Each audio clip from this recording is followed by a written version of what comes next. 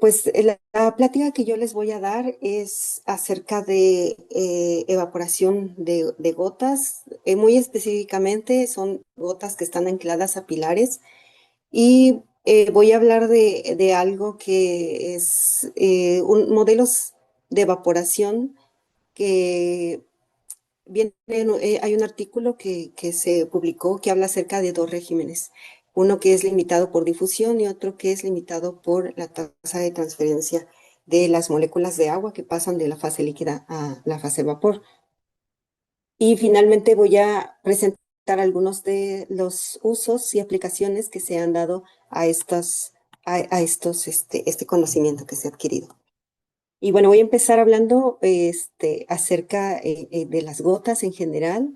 Eh, Algunos de ustedes seguramente ya han trabajado con gotas, saben esta información que voy a dar, pero sin embargo, pues por el público que nos acompañe, que no esté tan familiarizado, bueno, este, pues hablando de gotas, que son volúmenes muy pequeños, donde existen fuerzas que difieren de volúmenes grandes, donde vamos a tener aquí un efecto de la tensión superficial, que va a ser básicamente las fuerzas moleculares, fuerzas cohesivas y fuerzas adhesivas que van a dar forma a una gota. Entonces, estas fuerzas buscan siempre, con un principio de mínima energía, buscan reducir el área superficial, lo que hace que den esta forma esférica y que además, dependiendo de de la naturaleza química de la sustancia, el líquido del cual esté formando nuestra gota, así como de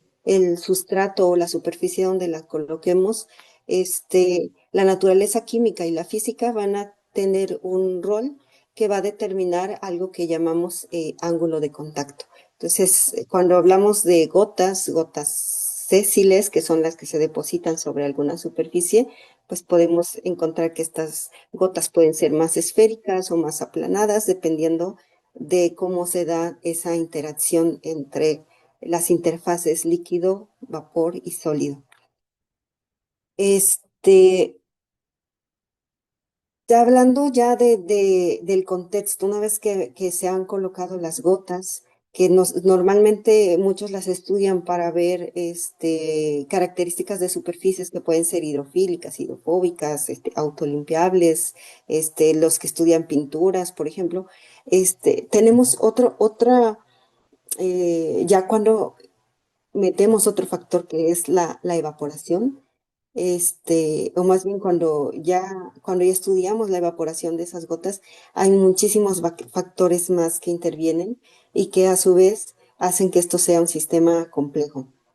Entonces ya tiene varios años, por ahí de 1805, 1806, que John y Laplace empezaron a estudiar y a ver que las gotas, el conocimiento de la física de las gotas iba más allá de solo casos de mojado y que pues tenemos, además de lo que comentaba hace un rato, la tensión superficial y el efecto del ángulo y el ángulo de contacto, eh, que el vapor que rodea la gota tiene un efecto en cómo va a ser la dinámica de la evaporación, que además la forma de la gota, es decir, qué tan extendida o em, tan esférica esté, en otras palabras, si el ángulo de contacto es grande o pequeño, va a tener también un efecto en cómo se evapora la gota, cómo es el flujo a lo largo de la superficie de la gota y que también van a haber algunas corrientes. Entonces, bueno, esquemáticamente, en estas imágenes que les muestro, podemos ver que em, pueden existir dentro de la gota, si esta gota, dependiendo si es de una sustancia, un líquido puro, o si tenemos gotas de varias fases con dos líquidos diferentes, cuyas presiones de vapor son diferentes, o sea, a lo mejor unas son más volátiles que otras, o tenemos allí la presencia de sustancias no volátiles, pequeñas partículas, partículas coloidales. Bueno, vamos a tener básicamente algunos comportamientos que pueden dar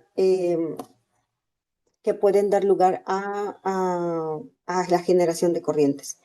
Y bueno, dos de los movimientos que principalmente se dan, no sé si se ve a mi cursor o voy a ver, así Sí, bueno. ya se ve, ya se ve. Bueno, aquí en este caso tengo la imagen de una gota en donde tengo una pérdida de masa de agua. Eh, Esa pérdida de agua a- va a tener, por ejemplo, el efecto de que, bueno, aquí no lo estoy esquematizando muy bien, pero hay una imagen más adelante que sí lo muestra, donde precisamente sí hay, a ver, voy a tratar de explicarlo de cierta forma, digamos que no tengamos una evaporación que sea constante o que sea igual a lo largo de toda la gota. Hay zonas en donde es mayor esta pérdida de masa de agua. Entonces, eso genera que moléculas que se encuentran en otras zonas más internas de la gota se desplacen para reemplazar esa pérdida y generen un flujo capilar.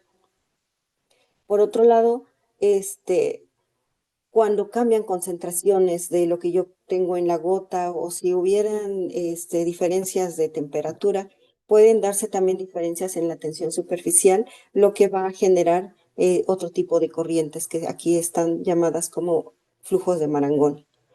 Entonces, esta imagen está esquematizando más o menos hay varios estudios, tanto de simulaciones, donde han encontrado cómo estas diferencias en temperaturas y en concentración generan cambios en la tensión superficial y que a su vez eso genera corrientes internas que pueden cambiar dependiendo de las circunstancias, como por ejemplo cómo está o dónde se encuentra, cómo se encuentra ese gradiente de tensión superficial, y qué tan grande es.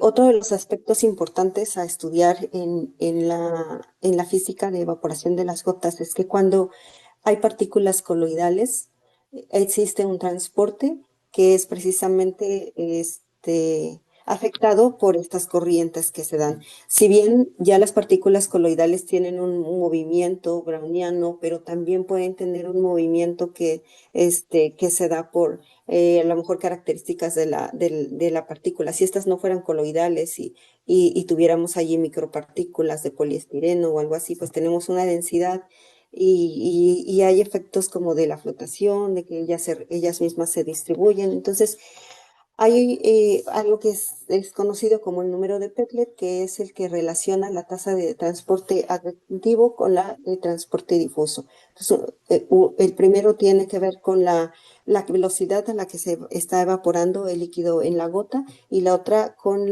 bueno, el difuso en cómo se distribuyen estas partículas. Estudiar esto ayuda a ver, por ejemplo, si nuestras partículas al finalizar la evaporación de gota van a distribuirse en la periferia, formando lo que se conoce como un anillo de café, o si se van a distribuir de una forma más uniforme. Entonces, esto se ha encontrado que está relacionado también con la interacción que se tiene con la superficie. Por ejemplo, en superficies hidrofílicas, normalmente hay una amplia histéresis de la línea de contacto de la gota. Entonces, como está esquematizado aquí, normalmente allí, cuando la gota va disminuyendo su tamaño, la línea de contacto o el radio se mantiene fijo y el ángulo de contacto va disminuyendo.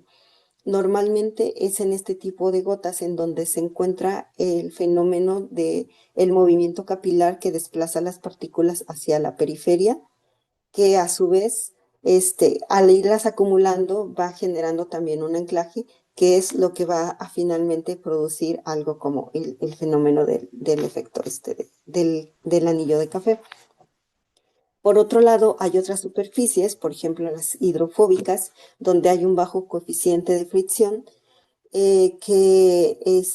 donde la gota al ir disminuyendo su volumen, digamos que puede ir disminuyendo también el ángulo de contacto, pero llega un momento en que la energía es suficiente como para que este radio de contacto se contraiga y pueda volver a asumir su forma esférica. En estos casos, se observa una evaporación donde la gota va disminuyendo su radio de contacto, pero el ángulo se mantiene y en estos casos se ha visto que ese coffee ring hay una supresión del coffee ring. Em, bueno, este es un esquema más o menos donde habla de qué tan importante es la forma que tiene la gota. Es decir, en cómo el ángulo de contacto y cómo el desplazamiento de esta línea tiene efectos, tanto en las corrientes que se forman dentro de la gota como en la tasa de evaporación. En este esquema que muestro, las flechas son vectores que indican el flujo de vapor de agua, porque se ha visto que en gotas que están muy extendidas, que tienen ángulos de contactos muy bajos, en la orilla es donde se evapora mucho más rápido o hay una mayor tasa de evaporación, un mayor flujo. En cambio, cuando son gotas en superficies hidrofílicas, esta superficie como que genera un confinamiento por ahí del vapor que hace que de igual manera, en esta zona, en la zona de contacto, allí este flujo de vapor sea mucho menor.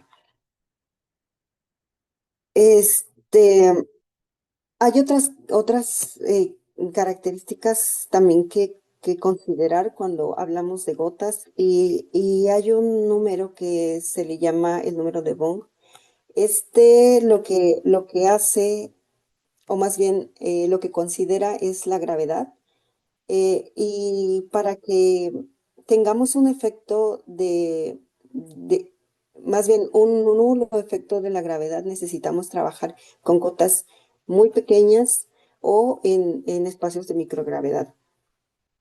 Esto es pues para que las gotas adquieran una forma más esférica, conviene, por ejemplo, trabajar con volúmenes de unos microlitros, 1, 2, 3 microlitros. Cuando ya trabajamos con volúmenes más grandes, pues lo que vemos es que la gota ya la tensión superficial no es suficiente para tener una forma completamente esférica y las gotas comienzan a achatarse. Y bueno, es un caso eh, son casos muy generales, pero que además tenemos que considerar hay otras cosas, que son las restricciones geométricas. Independientemente, o sea, también tiene que ver el que si evaporamos una gota en un ambiente confinado o en un espacio más abierto, pero además las superficies sobre las que lo tenemos, pues tiene que ver en esta dinámica de evaporación. Y hay ya diferentes modelos que estudian tanto, bueno, han habido diferentes grupos que estudian tanto experimentalmente como teóricamente, por ejemplo, las gotas que se evaporan de manera libre. Esto lo hacen principalmente aquellos que estudian, no sé, evaporación, eh, como para el caso de los cohetes y los aceites, personas que también que han estudiado de la reciente pandemia de COVID y cómo estas gotitas de los estornudos y cómo funcionan los mecanismos también ahí, o sea, de los Sprite y todo eso. Ahí es donde son de gran interés los estudios de gotas, en gotas evaporándose de manera libre. Existen otros modelos que estudian la evaporación de las gotas sésiles, que son las gotas que están depositadas sobre una superficie. Y pues para cada caso hay modelos diferentes, donde unos la evaporación o la dinámica de evaporación depende básicamente del radio esférico de la gota. En otros tiene mucho que ver el ángulo de contacto, como ya les había comentado antes. Pero hay otro tercer caso que es del que yo les quiero hablar, que es de gotas que no es ni un caso ni otro, sino un intermedio, por así decirlo. Y son gotas que están suspendidas o ancladas a pilares. Estas gotas tienen características o pueden tener características donde están un poco más, tienen una superficie más libre, o sea, esta restricción de una superficie, me refiero a la superficie de la gota, la interfaz líquido-vapor y un menor efecto de la superficie o sustrato, que en este caso sería aquel donde está depositada la gota. Y les voy a explicar por qué quisimos, o por qué el interés en estudiar este tipo de gotas ancladas a pilares. Esto surgió como por la idea de ver qué pasaba si nosotros usábamos este, algo diferente a lo que se venía aplicando ya en gotas que se usan como estudio en herramientas de aplicación biomédica. Entonces, como comentaba hace un momento el doctor Edgar, mi enfoque o mi estudio está canalizado al área, o inició estando canalizado al área biomédica y ya se ha visto que las gotas pueden ser utilizadas como biomarcadores. Hay personas que ya están estudiando, por ejemplo, los patrones que dejan gotas de sangre, gotas de plasma. Y algunos otros grupos que han estudiado esta evaporación para concentrar analitos y para eso usan superficies que son hidrofóbicas.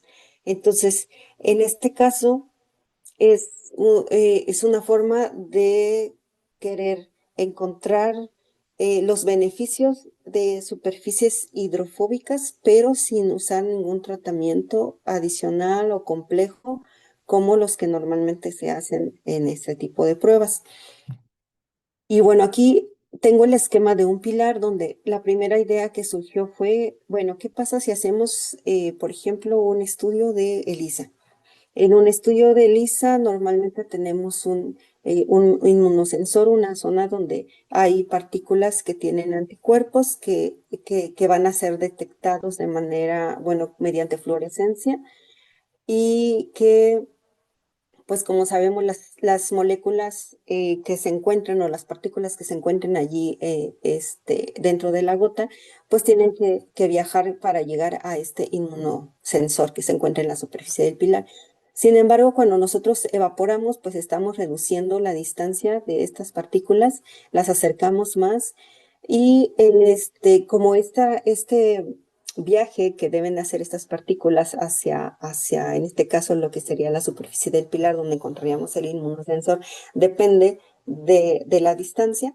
Bueno, pues aquí nosotros al evaporar las gotas estamos aumentando concentración y al mismo tiempo estamos disminuyendo la distancia, lo cual podría tener un efecto en este tiempo que se utilizaría para realizar este, las detecciones. Entonces, este es un ejemplo imaginario, bueno, que entonces al tener una evaporación, si la hacemos más rápida, pues, la hacemos más concentrada y también que podamos, a lo mejor en algún momento determinado, pues detener la evaporación si así lo deseamos. Este, y como en muchos casos, pues necesitamos de que para al tener alguna aplicación, em, podamos tener datos teóricos que nos ayuden a predecir algo antes de hacerlo experimental o viceversa, algo experimental que nos ayude a encontrar modelos teóricos. Este, Y como no se encontraban estos modelos para pilares, pues entonces empezamos a trabajar un poco en los modelos, en ver, hacer diferentes experimentos y ver cómo podíamos encontrar un modelo que nos ayudara a predecir el comportamiento de esta evaporación dependiendo de la aplicación que le quisiéramos dar después. Y bueno, em, para estos modelos de evaporación, pues nos basamos en la ecuación de Laplace, asumiendo que este es un proceso cuasiestacionario, que la concentración eh, se ajusta rápidamente, o sea, cuando tenemos moléculas de agua que salen de la gota, todas salen de la superficie de esta interfaz, y que hay un ajuste rápido pues de las condiciones. En la ley de Fick, bueno, donde hablamos de que hay una concentración, en este caso, pues de las moléculas de agua que se van a mover en la dirección del gradiente, de mayor hacia menor concentración. Y también usando una analogía de la ley de Maxwell de campos electrostáticos. Normalmente se ha encontrado o hay una ley de evaporación que establece que el tiempo de evaporación es proporcional al tamaño de la gota. En este caso representa el diámetro de la gota.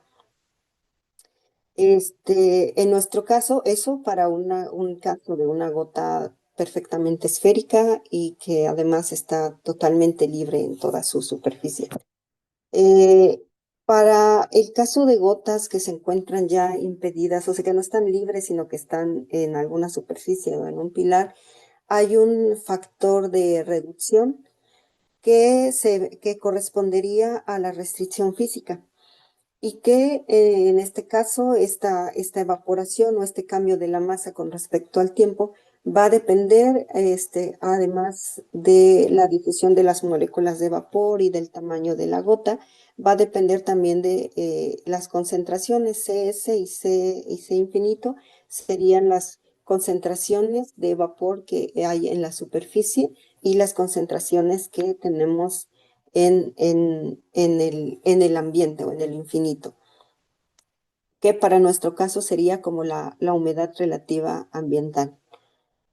De los modelos que encontramos, no había uno que se ajustara a lo que esperábamos, este, porque en el caso de las gotas sésiles, este factor de reducción que depende del ángulo de contacto es cambiante, también el diámetro es cambiante, es decir, encontramos ya sea uno u otro caso. Cuando les mostraba el esquema de las gotas evaporándose en, en, este, en diferentes superficies, veíamos que hay diferentes modalidades dependiendo de si la superficie es hidrofóbica o hidrofílica, y que en uno de los casos tenemos un ángulo de contacto constante mientras el radio se reduce, y en el otro es radio ay, ya me perturbé, pero uno de ellos cambia mientras otro permanece constante. Es que vi aquí la pregunta. Lo de los campos electrostáticos, bueno, más bien es como una analogía donde hablamos de que hay una fuente donde están saliendo, en este caso en lugar de la carga, sería el flujo de las moléculas. Esa sería únicamente la analogía de los campos electrostáticos de Maxwell. Creo que esa era la pregunta de Rodrigo. Bueno, entonces, ahora, para este modelo del cual les estoy platicando, eh, estamos utilizando un pilar, lo cual nos da ciertas ventajas. Y una de las ventajas es que se eligieron tamaños de pilares, tamaños de gotas, que nos permiten tener cuidado de todos los factores que yo les estaba mencionando anteriormente, como son tamaños de la gota, son gotas de máximo 3 microlitros, este, lo cual permite que se mantengan de una forma, con una forma esférica. Estos pilares están fabricados de tal manera que permiten que la barrera de energía no sea fácilmente superada y que eso hace que tanto al colocar la gota en una superficie tan pequeña como lo es la superficie del pilar, el ángulo de contacto sea mucho mayor de lo que sería en una superficie plana. Este pilar es de acrílico. El acrílico es naturalmente o químicamente es hidrofílico, ligeramente hidrofílico. El ángulo de contacto de una gota normal sería de 73 grados, pero en estos pilares podemos alcanzar ángulos de contacto mucho mayores, de más de 140 grados, lo cual le da un efecto como de una superficie hidrofóbica. Este, estos, estos, la forma en la que está fabricada el pilar, tiene un efecto como de anclaje, de tal modo en que, aunque inicialmente la gota pudiera parecer o tener ángulos de contacto similares a los de una superficie hidrofóbica, conforme se va reduciendo, cambia este principio de que en las superficies hidrofóbicas el ángulo de contacto se mantenía mientras el radio se iba achicando. En este caso el radio se mantiene fijo y el ángulo de contacto es el que va decreciendo. Entonces, hay ciertas condiciones que aquí nos permiten facilitar el encontrar este modelo. Entonces, uno es que la gota es esférica y otro es que la línea de contacto se encuentra fija. Entonces, tendríamos aquí un esquema o dimensiones que van a ser las que van a ser cruciales para nuestro modelo. Y estas son el valor de A, que es el radio del pilar en el que estamos trabajando, la altura del pilar, que es la que va a ir cambiando constantemente, y el radio de la gota del pilar. Entonces, pues los parámetros que van a ir cambiando van a ser el volumen, radio y altura, los cuales podemos reescribir en función del radio del pilar que se utiliza. Y y bueno, como vamos a utilizar diferentes pilares, también algo que se hizo aquí fue utilizar las dimensiones de pilar para hacer tener ahora unas variables adimensionales. Entonces, las que están de este lado es volumen, el radio esférico y la altura, ya considerando las dimensiones de los pilares.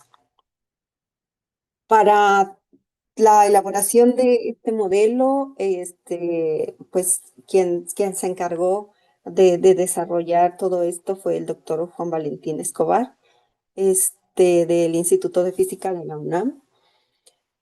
Hice yo toda esta parte experimental, todas las observaciones que encontramos, pues al ver que habían ciertos patrones que se repetían, pues nos llevaron a ver que existía esta posibilidad de encontrar este modelo. Esta foto que ven aquí, un poquito pixeleada, por cierto, pero es una foto real de un pilar que mide 500 micras de ancho y tiene aquí una gotita que es de aproximadamente 800 nanolitros.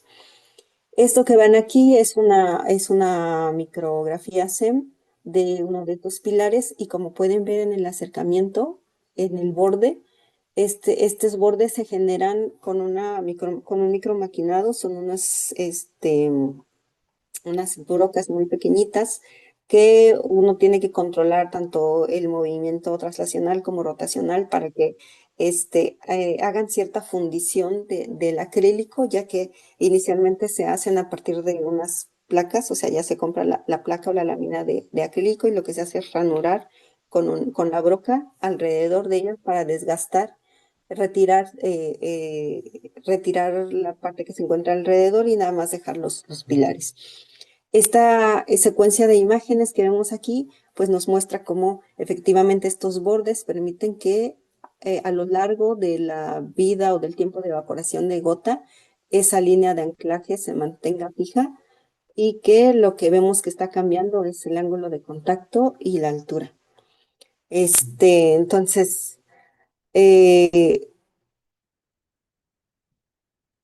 hay dos regímenes de evaporación que se estudiaron. Uno de ellos es el limitado por difusión y otro que es el limitado por la tasa de transferencia. ¿Cuál es la diferencia entre los dos? Bueno, en el caso del régimen de evaporación limitado por difusión, vamos a considerar o vamos a evaluar el tiempo de evaporación eh, que depende de lo siguiente. En este esquema, bueno, tengo una imagen de una gota y de esas moléculas que hay en la gota, pues hay algunas que se van a desprender, es decir, se están evaporando.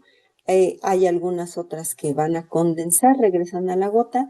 Y hay algunas de las que ya se evaporaron que pues tienen que difundir tienen que difundir en el espacio e irse alejando de esta gota, eh, pues de manera natural. Entonces, en este caso, la concentración de las moléculas de vapor en la superficie de la gota es muy alta y hacia el infinito, pues va decreciendo, va decreciendo, pues de la manera que lo vemos aquí en la gráfica. Algo que vimos para este modelo es que este tipo de difusión, perdón, este tipo de régimen depende del área superficial. Este,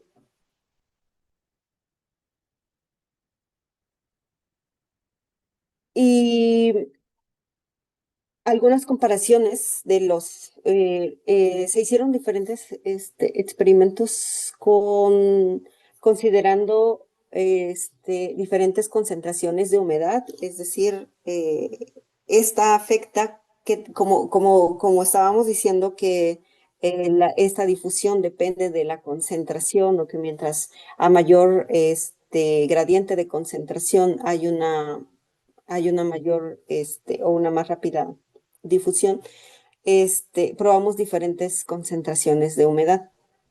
En este caso muestra una gráfica de a 30% y 50% y para diferentes diámetros de pilar, desde 1 milímetro a 1,8 milímetros. Este, lo que vemos aquí es como hay un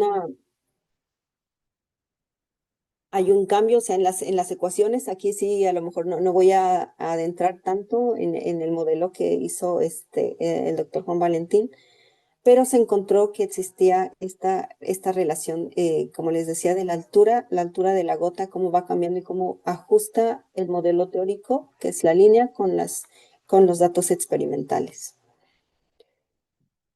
El otro régimen de evaporación, que sería el limitado por la tasa de transferencia a través de la interfaz líquido-vapor, considera que una vez que las moléculas se han desprendido de la superficie, son retiradas inmediatamente. Esto se puede lograr a través de hacer los experimentos en condiciones de vacío o bien poniendo un flujo de un gas neutro, puede ser gas nitrógeno, es decir, es como si sopláramos una corriente de aire que elimina de inmediato las partículas o las moléculas que están sobre la superficie. En este caso, pues la gráfica de la concentración de vapor que se encuentra en la superficie con respecto al infinito, pues tendría un cambio abrupto, pues considerando que esas moléculas instantáneamente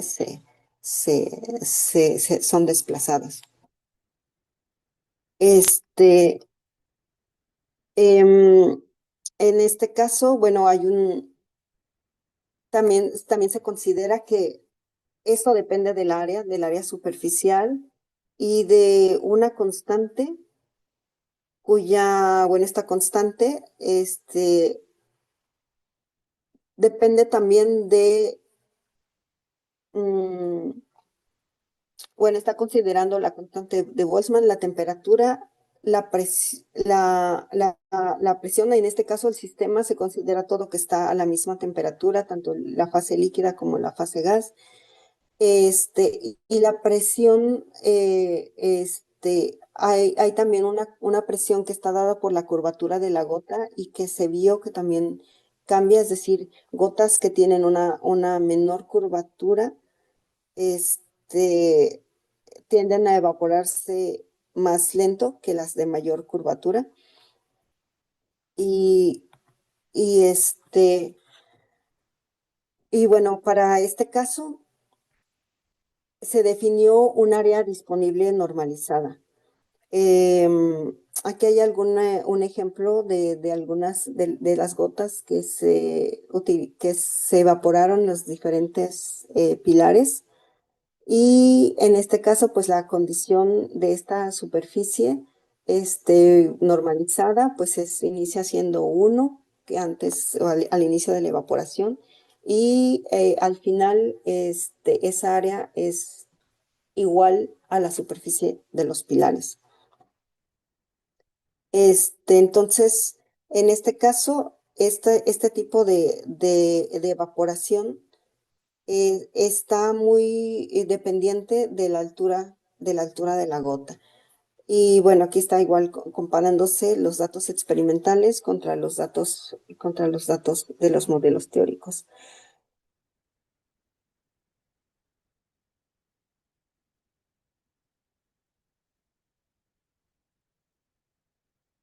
¿Qué me faltó? Sí. Me faltó agregarles aquí otras gráficas que, bueno, son básicamente, esto es agua pura, pero también se hicieron para mezclas binarias, como con etanol, con polietilenglicol, que el etanol se evapora demasiado rápido, es muy volátil, porque el polietilenglicol, por el contrario, no se evapora rápidamente, y también con mezclas más complejas, como es el plasma sanguíneo, que tiene muchísimos componentes, como para aplicar los mismos modelos de evaporación y se encontró que casi en la mayor parte de la vida de la gota sigue el mismo modelo, solo es al final en donde se encuentra una pequeña diferencia y entre ellas pues la altura nunca llega a cero en casos como del plasma o del polietilenglicol. Bueno, lo que entonces aquí se encontró pues fue básicamente que cuando tenemos una evaporación que es limitada por la difusión, es decir, con diferentes humedades relativas, la tasa de evaporación va a depender más del área superficial de la gota. Y cuando tenemos un régimen de evaporación donde aplicamos una corriente de aire que desplaza o quita de inmediato las moléculas de agua que se han evaporado, el comportamiento o el modelo de evaporación va a seguir o va a ser más dependiente de la altura de la gota. Eh, lo que nosotros hicimos después, o se ha venido haciendo después, es aplicar estos modelos, controlando básicamente la evaporación. Es decir, se ha trabajado también con diferentes temperaturas, diferentes volúmenes, se han ajustado diferentes diámetros de pilar, pero creo que con lo que más hemos trabajado es con este cambio en la concentración para poder hacer diferentes reacciones, aprovechando, por ejemplo, las corrientes que se dan al interior de la gota, como ahorita lo vimos, era un video en tiempo real de los movimientos que se dan. Este es un ejemplo de una reacción enzimática colorimétrica para detectar glucosa, que también se alcanza a ver cómo allí hay formación de flujos. Se controlan las condiciones mediante un sistema que se hizo aquí en casa, donde pues aislamos de las corrientes externas. Aquí podemos fijar temperatura y humedad a la que queremos trabajar con dos cámaras que toman las imágenes de las gotas de manera superior y lateral. Si es necesario, se protege de la luz ambiental o también de los cambios térmicos para tener un mejor control de esto, de los experimentos que se llevan a cabo dentro de esta cámara de evaporación. Este, ¿Hay por allí algún sistema lo del pilar, lo de la detección de la glucosa? Pues ya se pudo patentar. Y lo que les muestro a continuación es parte de otro artículo, de un artículo que se publicó y creo que es el que más ha sido citado de los que tengo ahí, que habla de una alternativa de la placa de micropozos. No sé si, yo creo que sí han de ustedes de saber que es muy común que para hacer ensayos, ensayos tipo ELISA, se utilicen estas placas de 96 pozos. Dentro de las plaquitas, pues se llevan a cabo las reacciones en pozos que pueden variar dependiendo del tamaño del pozo, es también el volumen que se maneja. Pues, por ejemplo, aquí hay pocitos que pueden tener 10, hasta 10 microlitros, pero que, sin embargo, si nosotros hacemos algo análogo, que es esta placa que es de 96 pilares, podemos aprovechar la reducción tanto del volumen como el efecto de las corrientes de Marangoni para hacer un mezclado y hacer reacciones mucho más rápidas. Entonces, este es uno de las aplicaciones que se hicieron en en esta prueba de concepto. Se trabajó un poco con lo que serían los cambios de temperatura, ya que aquí hago una mezcla de diferentes, aplico dos gotas, en total una que tiene la mezcla de todo lo que necesito para llevar a cabo mi reacción en las proporciones estequiométricas que se requieren. Se cuida también de la temperatura, ya que a menor temperatura tengo una mayor tensión superficial. A mayor temperatura la tensión superficial se reduce, pero como estoy trabajando aquí con algunas enzimas, ellas tienen una temperatura ideal a la que tienen una mayor actividad. Entonces, básicamente, aquí lo que hago es, sobre un pilar, coloco una gota con los reactivos a una temperatura baja, dejo que se evapore y se concentre, y después coloco otra gota sobre esta misma generando un gradiente de temperaturas. Entonces, una es fría, una es a 4 grados, la otra es a 30 y se comienzan a generar estas corrientes. Estos experimentos en aproximadamente 10 minutos dan este cambio de color y lo que aquí pasa de acuerdo con la reacción es que la glucosa en presencia de oxígeno eh, va a tener una reacción donde con la glucosa oxidasa, se va a generar peróxido de hidrógeno y gluconolactona, que después tengo otra peroxidasa y un indicador que es el yodo, y este va a pasar de un color, bueno, es incoloro a un tono marrón. Y en este caso, la concentración de glucosa va a ser reflejada a través de la intensidad de este color marrón. Este diagrama que vemos aquí muestra cómo sí es un efecto de el movimiento del mezclado que se está dando allí y no solo del tiempo de reacción. Aquí tenemos una secuencia de imágenes a lo largo de 20 minutos en donde tengo una gota que no se está evaporando. La primera que tengo no se está evaporando y como vemos a lo largo de los 20 minutos no cambia, o al menos no significativamente, no es perceptible al ojo esta evaporación de la gota, entonces no se está evaporando, tampoco vemos un cambio en la coloración. Esta es la gota que sí se está evaporando y de la cual vemos un cambio en el volumen, también lo vemos en esta formación del tono marrón que nos indica la presencia de glucosa. Y en esta parte de abajo tenemos la misma reacción con los mismos volúmenes y mismas condiciones, pero la diferencia es que no está en un pilar. sino que está en una superficie infinita.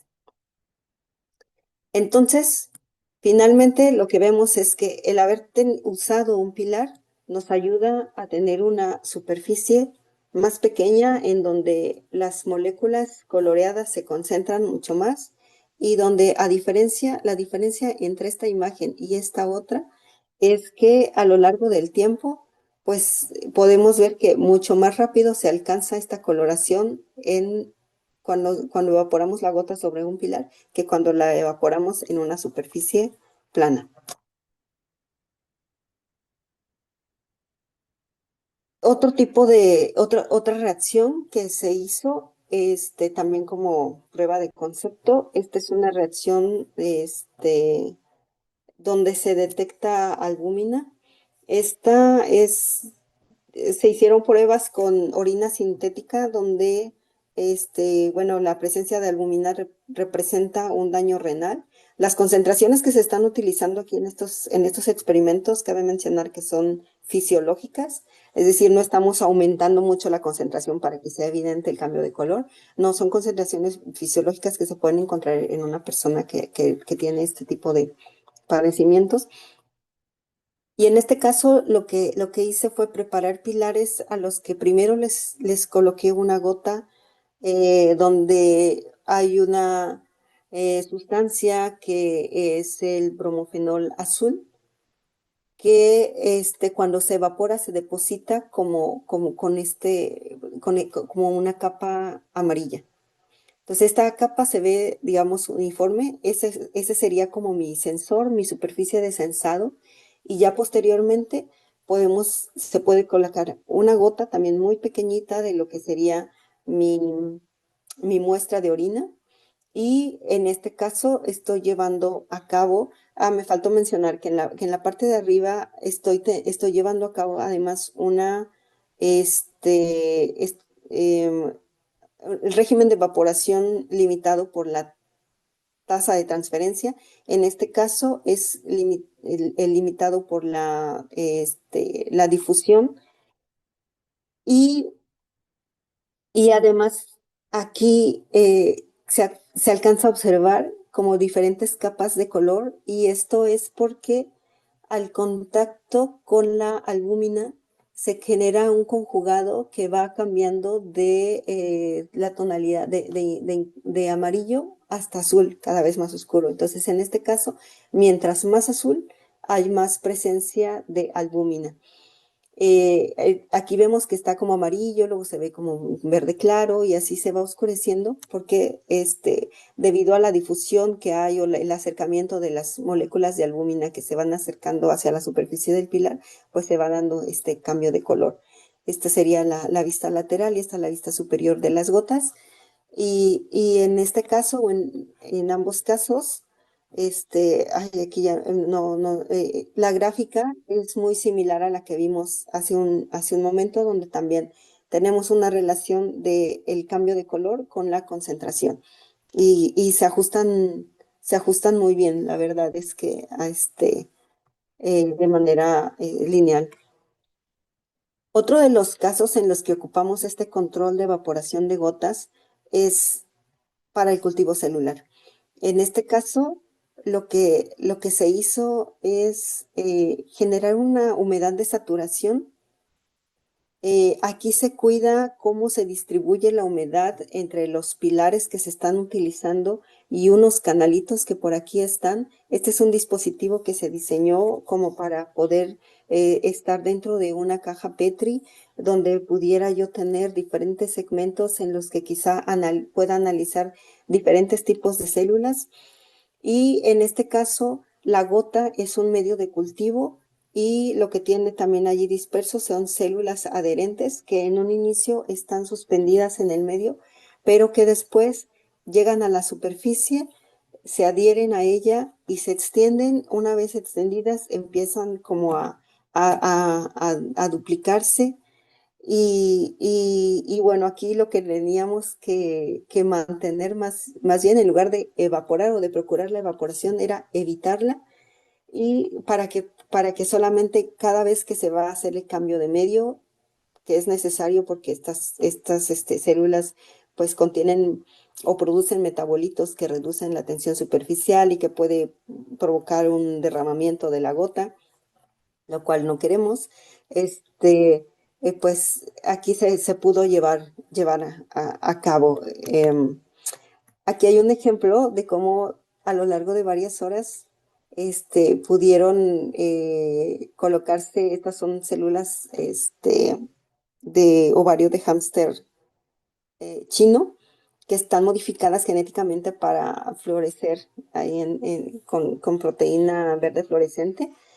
A lo mejor mis imágenes aquí no son las mejores, pero sí se alcanza a ver cómo en un inicio tengo estas células que no están extendidas, están como suspendidas, pero después comienzan a extenderse y cómo la fluorescencia va aumentando con el tiempo a través de diferentes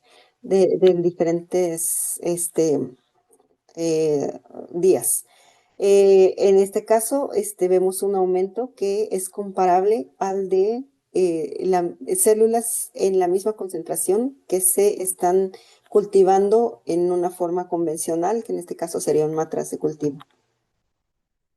Y uno de los últimos ejemplos que les quiero mencionar es cómo también se ha aplicado este control de evaporación en pilares anclados y es para la elaboración de sensores de tipo CERS. Estos sensores utilizan nanopartículas de metales nobles y lo que se busca es que mitigar o eliminar un problema que ha sido muy recurrente en un método que se denomina dropcasting. En este método se coloca una gota, se deja evaporar y normalmente siempre aparece este indeseado anillo de café porque, pues como ya les explicaba, las partículas son arrastradas hacia la línea de contacto, se acumulan allí y en el centro queda como muy pocas partículas. Entonces, en este caso, estos pilares se han utilizado para evaporar gotas que contienen estas partículas coloidales, esperando que la deposición sea uniforme, porque al tratarse de un sensor, pues lo que queremos es que midamos donde midamos, pues podamos tener señales repetidas. Este, bueno, aquí tienen que ver también las partículas, lo que yo tengo como, hay algunos tensoactivos que se utilizan en estos líquidos, para mantener a las partículas, estables. Entonces, pues después de diferentes pruebas y probando con diferentes partículas, hemos llegado a obtener sustratos como este que se ve aquí, donde las partículas que se han evaporado sobre pilares no presentan el típico anillo de café, sino que están depositadas de manera uniforme y que al hacer una prueba de reproducibilidad midiendo en diferentes puntos, en este caso 20 puntos diferentes, pues vemos una señal muy reproducible.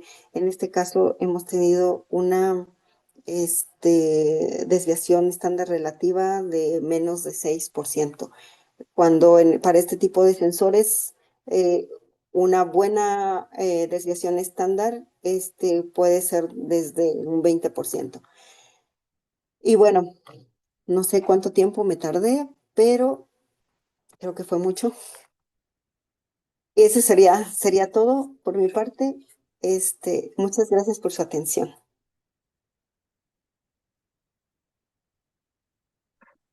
Muchas gracias, doctora Ruth. Muy interesante la plática. Yo mientras estaba hablando, la verdad es que se me fueron muchas ideas, así como lluvia de ideas en la cabeza, y supongo que también a los presentes. Así que vamos a pasar a una sección de preguntas. Si alguien tiene alguna pregunta para la doctora, por favor, levanten la mano. Vamos en orden. Entonces, pues los voy viendo. ¿Alguien tiene alguna pregunta? Rodrigo, adelante, por favor. Hola, muchas gracias Ruth por tu charla, estuvo muy interesante y me pareció increíble cómo pudieron hacer tantos experimentos y aparte eh, tener modelos que ajustan muy bien, ¿no? Los datos experimentales y explican pues los fenómenos que encuentran, ¿no? Y bueno, tengo una duda más que nada que no me quedó claro. Hablaste de dos regímenes de evaporación, uno limitado por transferencia y otro limitado por difusión. Nada más si me podrías aclarar qué es lo que determina estos regímenes. O sea, dependiendo de qué tipo de sustancia tengas, ¿tienes un régimen o el otro? ¿O cuál es? Porque a veces hay uno y a veces otro. Ah, ok. Más bien los regímenes son las condiciones experimentales. Digamos que ya dependiendo de cada sustancia, la fuerza que hay entre las moléculas determina qué tan fácil se evaporan. Por ejemplo, un alcohol se evapora mucho más rápido que el agua. Este, lo que sería aquí la diferencia es que de la superficie de la gota donde escapan las partículas, esa sería mi tasa de transferencia, es decir, qué tan rápido o cuántas moléculas están pasando del estado líquido al estado gas. Cuando tengo un régimen bueno, entonces pasan de esta fase líquida al gas y después tendrían como que desplazarse, difundirse dependiendo de una concentración, que en este caso sería como la humedad ambiental. La diferencia entre los dos regímenes son las condiciones experimentales. En una dejo que en la de limitada por la tasa de transferencia es que elimino la parte de la difusión, por así decirlo, dándole una ayudada con una corriente que desplace las moléculas. Sí. Y en el otro caso, pues naturalmente dejaría que las moléculas ay, se vayan, pues dispersando conforme al gradiente de concentración, Ah, ya veo. que es, en ese caso, los cambios de humedades o las diferentes humedades que utilizo. Ah, ok, ok. Sí, nada más tenía esa duda si podían controlar esos regímenes o si era dependiendo del tipo de sustancia. Muchas gracias, Ruth. Sí, sí, los Gracias. controlamos, sí se controla. Perfecto. Gracias. Sí, pues nada. Gracias. ¿Alguien más tiene alguna pregunta? Pues yo tengo muchas. Ah, bueno, perdón. José Ramón Villanueva, por favor, adelante. Hola, ¿qué tal? Yo tengo una pregunta. En algún punto de la charla comentaste sobre experimentos de microgravedad. Digo, me gustaría saber del tema, ¿no? Digo, porque dependiendo de las condiciones de gravedad es que tú tienes una gota que es más o menos esférica, ¿no? Y la pregunta es, o sea, ¿los experimentos se hacen aquí en la Tierra? ¿Los tienen que mandar a la Estación Espacial Internacional? Me da curiosidad saber sobre eso. Bueno, sí se han hecho experimentos fuera. Em, Hace tiempo, dentro del mismo laboratorio donde yo estaba, habían conseguido que les dieran oportunidad de usar un pequeño cubo de 10 centímetros de lado como para que se fuera así al exterior y pudieran allí ver algunos fenómenos en microgravedad. Yo no los he hecho particularmente, pero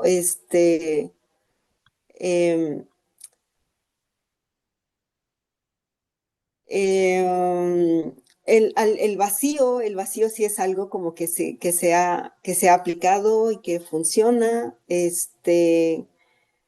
y, y más que nada porque el tamaño de la gota, hay un parámetro que le llaman longitud capilar que tiene que ver con las dimensiones de la gota y pues que básicamente cuando utilizamos dimensiones muy cortas es como análogo a usar no sé si esté bien dicho así de análogo a de usar microgravedad, pero en realidad la gravedad tiene un menor efecto. Entonces ya tenemos allí como lo decía, cuando son más grandes, como que tienen más este efecto de que son achatadas, cambia el ángulo de contacto en la línea y pues mientras más pequeñitas sean las gotas, menor longitud capilar, pues no vemos ese efecto de la gravedad.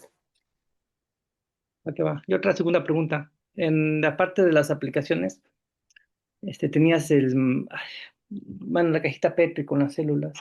Cuando tú, pues, las células caen, mi pregunta es, se va multiplicando, ¿no? Pero eso queda como monocapa o se van formando bicapas, tricapas, van creciendo para arriba, para la superficie las células. La Digo, no verdad es que me explicaste ese detalle. en este caso no les permití hacer multicapas. Ajá. No duró tanto tiempo el experimento. Hubo otro que llegué a hacer, pero con los pilares así invertidos, Ujú. como intentando hacer órganos 3D. Bueno, más bien que las células formaran eh, pero en realidad no se avanzó tanto. En este caso, lo que se pretendía era que la misma tensión superficial de la gota sostuviera un cúmulo de células allí, pero las células tienen que ser como diferentes. Entonces, en este caso que usé células adherentes, ellas necesitan estar adheridas a una superficie. Sí, sí, sí, sí, sí, eso es cierto. Bueno, yo preguntaba por lo de la capa o bicapa, bicapa es justamente porque en procesos de infección, bueno, y si uno quiere luego revisar qué es lo que está pasando ahí, pues uno necesita idealmente tener monocapas, ¿no? Pero bueno, estuvo interesante la charla y muchas gracias. Sí, gracias. Gracias por las preguntas. Doctora Rosario, por favor, adelante. Gracias. Muchas gracias, Ruth, por la plática. Estuvo bastante interesante. Este, bueno, creo que ya te había comentado que yo también estaba aprendiendo un poquito de eso. No aprendí demasiado, pero uno de mis estudiantes hizo algunos experimentos. Oye, y esto de ponerlos en los pilares, pues está muy interesante. Y quería yo preguntarte, ¿de qué material? Porque a lo mejor me lo perdí, no sé si lo dijiste, están hechos los pilares. Y decías que utilizaban así como micro, ay, ahorita no recuerdo, como la herramienta que tú decías así como para, bueno, entendí que como que limar la superficie o algo así. Ujú. Este, mm, lo hacen con, este, impresión 3D o cómo hacen estos pilares y de qué Ah, material. bueno, en este caso son materiales de polimetilmetacrilato que se ha visto que tiene buena compatibilidad biológica. Es transparente, no absorbe agua, tiene rigidez, entonces era como que el material idóneo para poder tener algo y poder mirarlo al microscopio Mm. y que no se viera afectado, o sea, de manera biológica. De hecho, es lo que sería el acrílico, sí, es un acrílico, nada más que es un acrílico de alta pureza, de grado científico. Entonces, si un cuadrito, o sea, como se compran las láminas con diferentes grosores, las láminas que yo estoy utilizando en este caso tienen menos de, a lo mucho 1.5 milímetros de ancho y uso unas brocas muy pequeñitas que pueden ser desde 100 micras de ancho hasta 2 milímetros y es una microfresadora, así se llama, es como una CNC. Entonces, como un taladro que va, sí, va raspando alrededor. Entonces yo dejo lo que es el pilar y rasco todo alrededor. Ah, ok. Oye, ¿y la gota, cuando la pones a secar, está dentro de una cámara de vacío? Eh, no necesariamente de vacío, en este caso no fue necesario, o sea, hice pruebas, pero no sé si todavía estoy compartiendo pantalla. Eh, No, no, compartiendo no.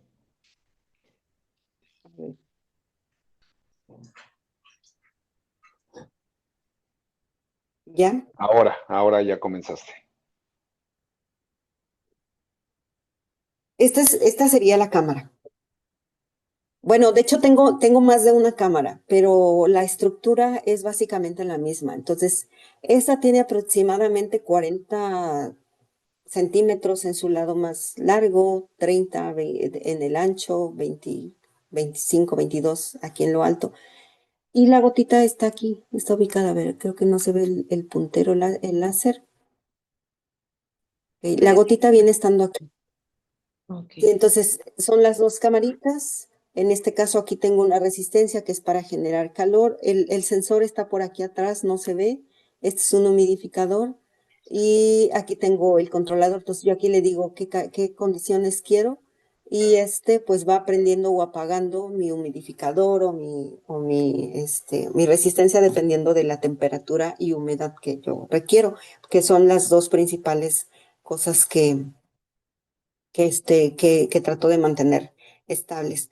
Hay muchas otras diapositivas que no puse en esta presentación.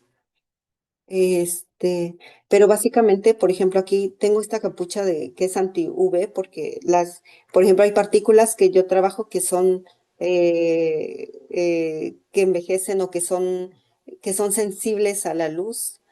Entonces, pues necesito protegerlas. O adicionalmente, como este acrílico no es tan grueso, tengo otra cámara de 1 pulgada de grosor que me ayuda a aislar mejor la temperatura del ambiente, pero como en este caso el laboratorio pues ya tiene condiciones controladas, no necesito tanto grosor, pero aún así uso esta capucha, una cubierta térmica que es con el mismo material que le ponen a las loncheras. Ok, muchas gracias, Ruth. Gracias por la Y no hay plática. de qué. Gracias, espero no haberlos enredado tratando de decir muchas cosas. No, no, al contrario, creo que fue muy, muy didáctica. Logramos, bueno, hablo por mí también, pero creo que todos logramos entender el fundamento. Me parece muy, muy interesante. Yo tengo algunas preguntas y los pilares que ustedes utilizan, supongo que los hacen pues a medida, ¿no? Como necesito tal diámetro, necesito tal altura, etcétera. ¿Cuál es el diámetro que han utilizado para poder generar sus resultados? El diámetro del pilar. Sí, efectivamente se van cambiando las dimensiones del pilar dependiendo de las propiedades de los líquidos que yo voy a trabajar. Hay algunas sustancias o reactivos que los tengo que disolver en alcohol, por ejemplo, y cuando ya utilizo alcoholes, pues la tensión superficial me reduce mucho y yo necesito evaluar mi proporción volumen sobre diámetro de pilar. Los rangos que estoy utilizando van variando entre 600 micras de pilar hasta, creo que los más grandes que he usado fueron de 2 milímetros para el cultivo celular, porque los medios de cultivo tienen los metabolitos que producen las células me debilitan mucho la tensión superficial de las gotas, entonces no puedo manejar diámetros muy pequeños. Y en este caso tampoco los necesito. Los diámetros más pequeños de pilares los uso cuando quiero reducir el área donde se van a concentrar, por ejemplo, mis sustancias colorimétricas, porque mientras más concentrado esté el color, mejor señal tengo. Entonces sí Ok, es algo que se va adaptando de acuerdo a las necesidades de cada experimento. No tengo un tamaño fijo para todos los experimentos. La altura sí la he manejado aproximadamente de un mínimo de 400 micras de altura de los pilares, que sería como mi restricción, perdón, se me está acabando la batería, como para que el flujo, es que no sé si expliqué bien esa parte, pero cuando salen las moléculas de la gota y tienen que difundir, si está la barrera física del sustrato, este, tiene que estar a una distancia tal que no me afecte el que haya una evaporación uniforme. Que creo que fue algo que también no dejé claro. La ventaja del pilar es que tiene una evaporación, a diferencia de las otras gotas que les presentaba en superficie hidrofóbica e hidrofílica, donde no hay una evaporación uniforme y puede ser mayor en las orillas para una gota muy extendida o mucho menor cuando es una gota con un ángulo de contacto muy alto. En el caso de los pilares es más uniforme en todo el contorno, lo cual también facilitó el encontrar un modelo que se ajustara. ok, genial. Hay una cosa, bueno, hubo varias que dije, esto tiene que aplicarse en tal tema porque se me hace muy interesante lo del ejemplo de las reacciones de Lisa. Bueno, me volaron la cabeza y ahí empecé yo a idear muchas. Hay una nueva técnica, bueno, nueva, ya tendrá 5 años más o menos, que es la PCR digital, en la que ahora ya no se hacen RT-PCRs o retrotranscripción, cDNA, después determinación de la cantidad de DNA con reacciones de PCR y detección de fluorescencia, etcétera, ¿no? Sino que ahora lo que hacen es hacer como un dispersado de una mezcla de reacción de PCR y entonces se forman gotitas y sobre las gotitas que se depositan en una superficie, van viendo los cambios de fluorescencia para ver si están amplificando un gen o un determinado fragmento de DNA, etcétera. Esto creo que podría ayudar muchísimo. O sea, tu técnica me parece que podría proponer una mejora en la PCR digital porque a diferencia, por ejemplo, de lo que tú haces de poder humidificar o de tener controlada ahí la temperatura para que aquello no difunda, ¿no? Tanto, mantengas el volumen, etcétera, de la gota, la PCR digital tiene un problema precisamente del cambio de volumen porque no tienen esas variables todavía bien agarradas. Entonces me parece muy interesante que te echaras un clavado en cómo es la PCR digital y veas si tus pilares pudieran aprovechar las bondades que tienes con la restricción de volumen que puedes mantener para poder hacer estas reacciones y generas una spin-off y te haces millonaria porque esto es de muchos dineros. Esa parte me pareció muy, muy, muy interesante. Y otra de las cosas que me parecieron muy interesantes fue la determinación de concentración de metabolitos, de proteínas, etcétera, por colorimetría. Aquí me queda una duda de cómo ustedes determinan las cantidades. O sea, previamente, como toda la colorimetría, hacen una curva patrón para poder determinar la absorbancia y después tienen ustedes también manera de ir eh, midiendo la absorbancia de cada una de las gotitas que ustedes están generando en los pilares. Bueno, en este caso no fue con absorbancia, fue con un análisis de imágenes. Eh, utilizamos, eh, se probaron, pues, por ejemplo, separar los canales RGB, CMYK, y así. Al final lo que mejor nos funcionó fue hacer una escala de grises, hacer la curva de calibración y tener mucho cuidado de la cámara que se usó. Para los análisis con colorimetría fue una cámara diferente que era blanca totalmente. Todos los utensilios o los artefactos que se utilizaban también eran blancos y que la luz también, la temperatura de color de las luces que se están utilizando también tuvieran una luz neutra y un buen difuminador de la fuente de luz.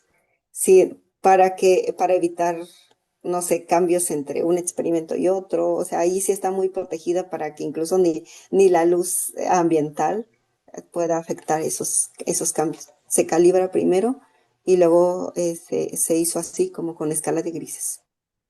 Ok, muy interesante, te digo, hay muchas cosas que se me vinieron a la mente. Dije, esto se tiene que hacer.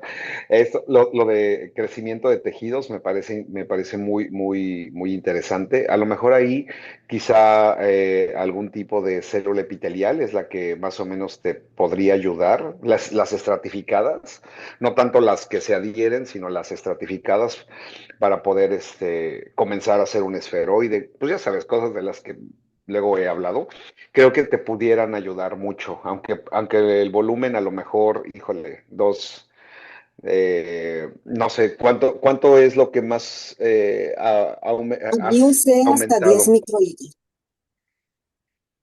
Ok, ok. Bueno, ya no voy a seguir, sino voy a empezar aquí a aventar más ideas. Me gustaría mucho, de verdad, platicar contigo esto. Hay muchas cosas que se me vinieron a la mente. Me pareció muy interesante. Pero bueno, además de yo estar hablando aquí, ¿alguien más tiene alguna otra duda, por favor? Eh, Vemos, en el chat me parece que había también algunas preguntas. Ah, bueno, era la de Rodrigo. Creo que ya no hay ninguna otra pregunta por acá. ¿Quieren que pasemos a la sesión aquí en cortito, ya terminando la grabación de esta sesión? Y si alguien tiene dudas, lo puede hacer ya off the records.